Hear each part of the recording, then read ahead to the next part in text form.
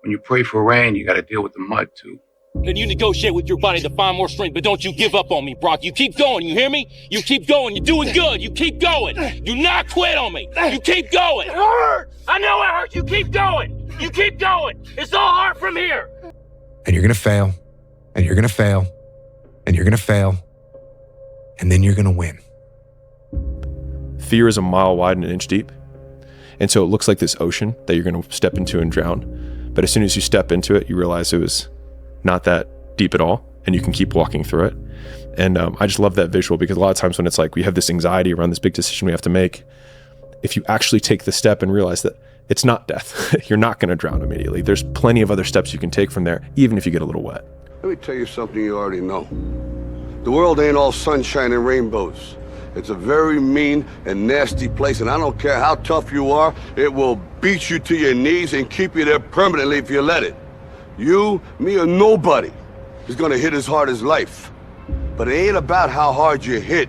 It's about how hard you can get hit and keep moving forward. How much you can take and keep moving forward. That's how winning is done. You see this guy here staring back at you? Yeah? That's your toughest opponent. Every time you get into the ring, that's who you're going against. I believe that in boxing, and I do believe that in life. Your biggest enemy is you. My whole book is about you battling yourself. People don't understand it's you against you. The only person that gets in your way is you. Nobody else. It's you. Reminder that if you want to be exceptional, you're going to be different from everyone else. That's what makes you exceptional. You can't fit in and also be exceptional. Both have discomfort. When you fit in, you have internal conflict because you're not being 100% you. When you're exceptional, you have external conflict because everyone sees you as different. Pick one. When your friends start to say, "You've changed," remember it's because they don't know how to say, "You've grown." You can't wait for everything to be perfect to start living your life. You were there. You know this. There was no one there to pick up the rucksack, to pick up the boat, to pick up the log, to go in there. It was you. It was you. There was no Pat back at 300, at 275, at 250, at 220. No, that was you. If you believe it, if you really believe that you could be something, if you have that little voice in your head saying, "Hey, you got talent, you could do this," then follow that voice. The biggest risk to your future isn't your competition. It's the distractions you insist on keeping in your life rather than doing the things you know you should be doing but aren't. People delay doing things they don't like for longer than it takes to do them. There was no team. It was you. There was no weight loss program or mom and dad waking you up saying you can do it, you can be better, trying to build belief. You built belief when you had nothing. Rock bottom. You did that. So as times get hard for me, the truth comes out. And my truth is powerful as fuck. It's real. It's tangible. Do you actually want to do this or not? Because if you actually want to do it, what's going to stop you? Nothing. And if you don't really want to do it, what's going to stop you? Just about anything that comes up. Just about any obstacle that gets in your way becomes an excuse. It becomes a reason. It becomes a rationale for not proceeding down that path. You don't start things and not finish them. You don't quit. There's nothing that comes out of quitting besides knowing that you didn't finish. We finish everything. You start it, finish it.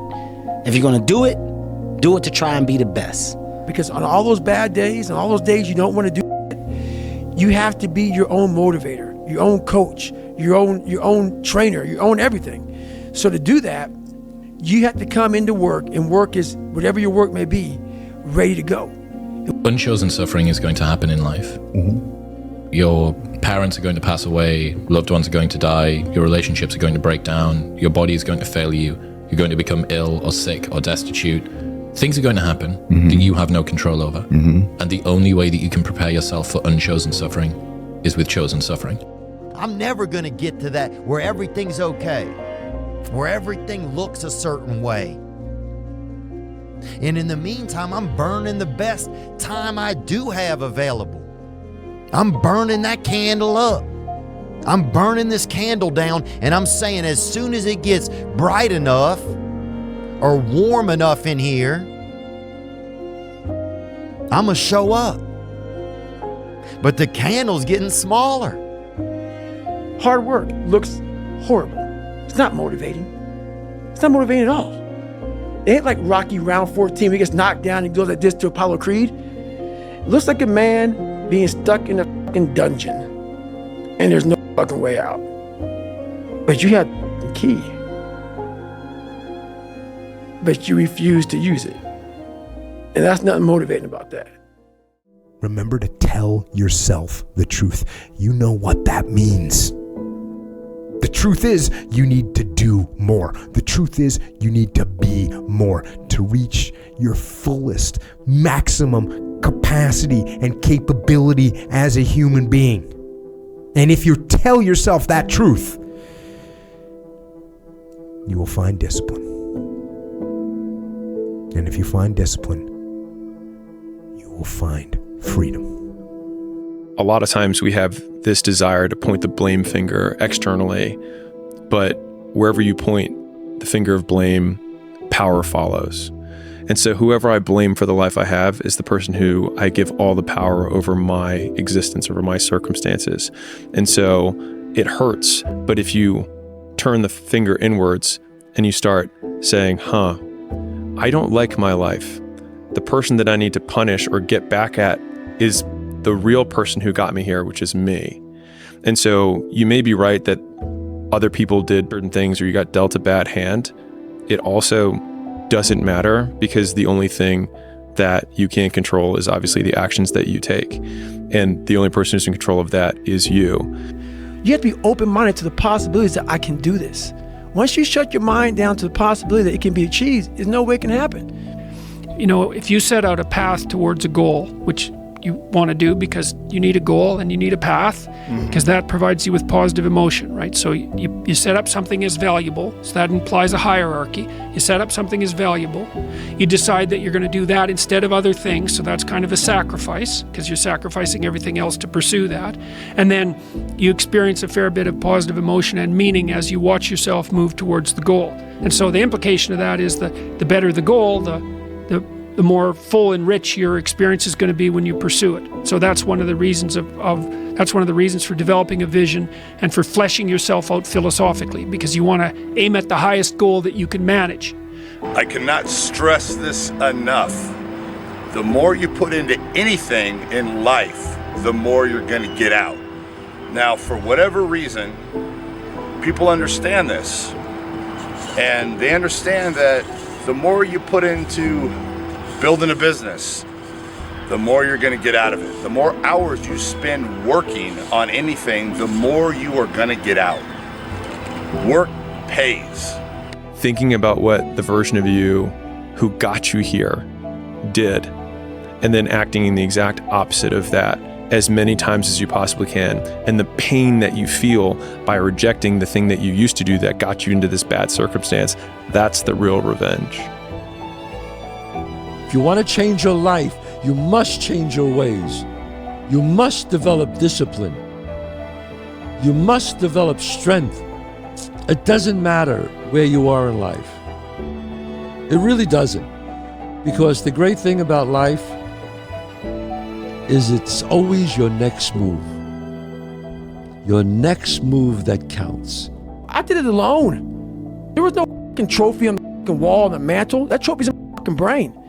No one helped me get there. No one paid my fucking bills. No one did shit for me. No one ran those fucking miles, lost that fucking weight, went through it. I suffered on my own and developed this man who said, it's who I am, man. If I could go back, I'd tell younger me, you're going to do some pretty great things, but you do not need to be great. All you have to do is be yourself. That will always be enough. What's that mean to you? You know, I've had a lot of different thoughts that have come into my mind now having a child. When Courtney was pregnant, thinking about raising a child, myself when I was a child, and all these things. And I think I always felt like I wanted to be good at everything I did and be great at what I did. And I never expected to be as good as I was. So it would just be such an interesting relief to be able to give myself, to be like, you are going to be great. You're going to have all these things that you want. but you're also going to realize that they're not as important as you think they are. You know, like, you're going to come to the realization where the relationships and your values and everything that you enjoy and the experiences and everything aren't going to come down to those spectacular moments on stage at the Olympia. They're going to be much more simpler than that. They're just going to be those moments where you're being yourself. You are your own hero. You are your own leader. You are your own master. And that is a big one, because we idolize so many people, and we want to be them. We want to be someone else. And in doing that, you lose all the potential of who you are. You mimic, you be them, you are them, you become them, and you lose you. And we look up to so many people in this world who will let us down. We're humans. I'm gonna let you down. You're gonna let somebody down. And you put them on a pedestal, you then lose time when that person comes up and lets you down. You must hold yourself accountable, and being your own hero, that's what that does. You make yourself so totally accountable for who you are. You focus on you and only on you to become the best person you could be for others. Because we leave a lot on the table, not searching who we are. And then therefore, you die not knowing your greatest potential. You're going to lose sleep. You'll doubt whether it'll work. You'll stress to make ends meet. You won't finish your to-do list. You'll wonder whether you made the right call and have no way to know for years. This is what hard feels like, and that's okay.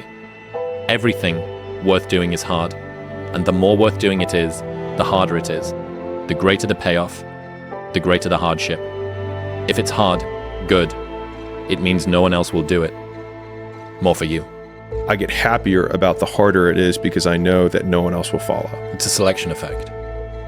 And I think if you can shift from this is hard to no one else will be able to do this, then it flips from being this thing that you're like, oh, poor me, to oh, poor everyone else who's going to have to fucking try. Yeah. If you want to know something about yourself, sit on your bed one night and say, what's one thing I'm doing wrong, that I know I'm doing wrong, that I could fix, that I would fix? You meditate on that, you'll get an answer. And it won't be one you want, but it'll be the necessary one. Now, get control of your emotions and carry on with your life. And sometimes you're gonna get hit with those waves, and that's okay. I think that's a big misconception. It sort of relates to what you're saying. Oh, I'm having an emotional moment right now. There's something wrong with me. No, there's nothing wrong with you. There's nothing wrong with you. The other extreme is, oh, I'm letting my emotions run my life and I'm making a bunch of bad decisions, and my excuse is, well, you know, I lost some friends, or I had this traumatic experience happen to me. That's why I'm doing. That's just an excuse. And it's a very easy excuse. People think that you should be weak and you should be docile, and then you should be a pacifist. He goes, no, you should be a monster.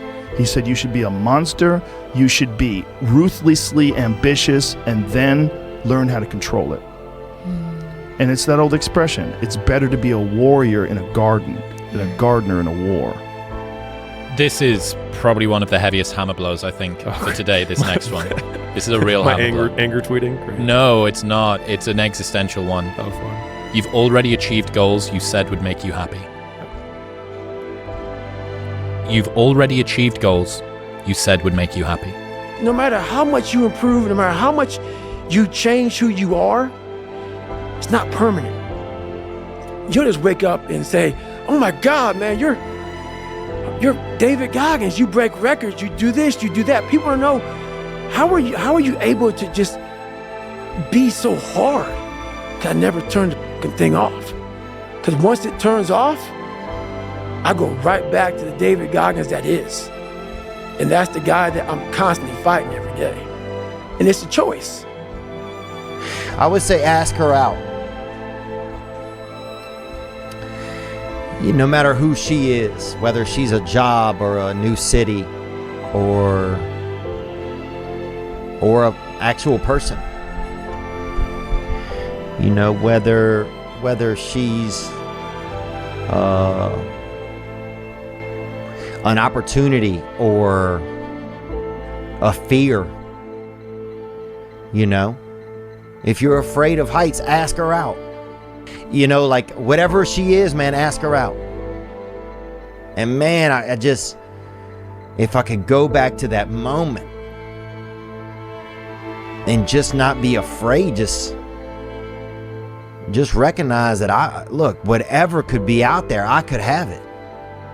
It's all in your mind. Whatever you hold in your mind will tend to occur in your life. If you continue to believe as you have always believed, you will continue to act as you have always acted. You will continue to get what you have always gotten. If you want different results in your life or your work, all you have to do is change your mind. What are you gonna do? How bad do you want it? There's two options. To continue forward, pushing upward. And if you do, that dream is given birth, and forever you will live in the reality of it. If you stop, quit, throw in the towel, I promise you there's no distance you can travel far enough to ever find that dream again. For it is dead. And in its death, it's replaced by regret. Right now, it's your choice.